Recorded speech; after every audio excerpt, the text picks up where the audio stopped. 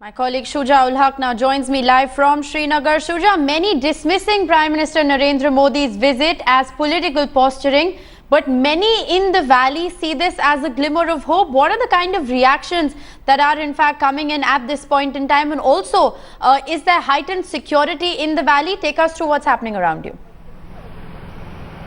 Well, that's right, Rishika. There is a heightened security in Kashmir Valley, particularly Srinagar city.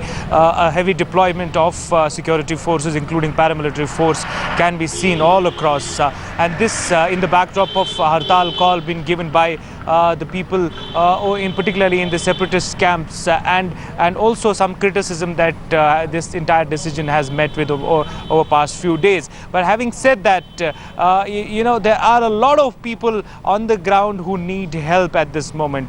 We've been repeatedly telling this thing that around 6 lakh people are at this moment homeless. Right.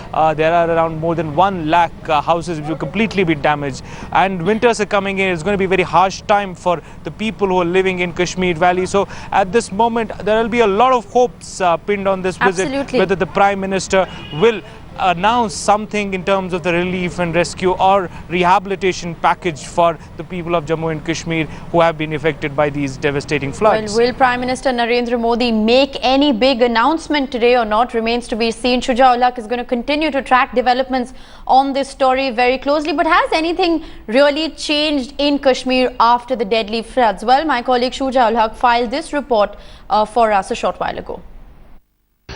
More than 1.5 months has gone by since the floods have hit Jammu Kashmir and Srinagar city as well, and the devastation has been absolutely in front of everyone. The shocking details of this devastation can even now be seen at various places. At different places you can see the rubble still existing on the ground inside the houses.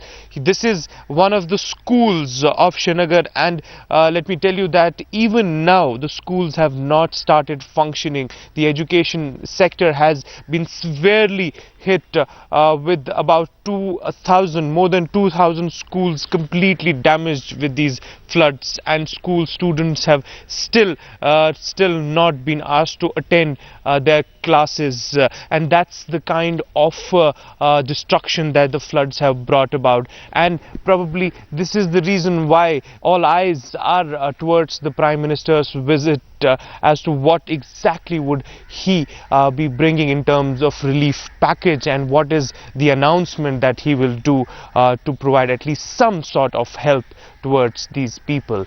With cameraman Tariq Loan, Shuja ul Haq in Srinagar for Headlines Today.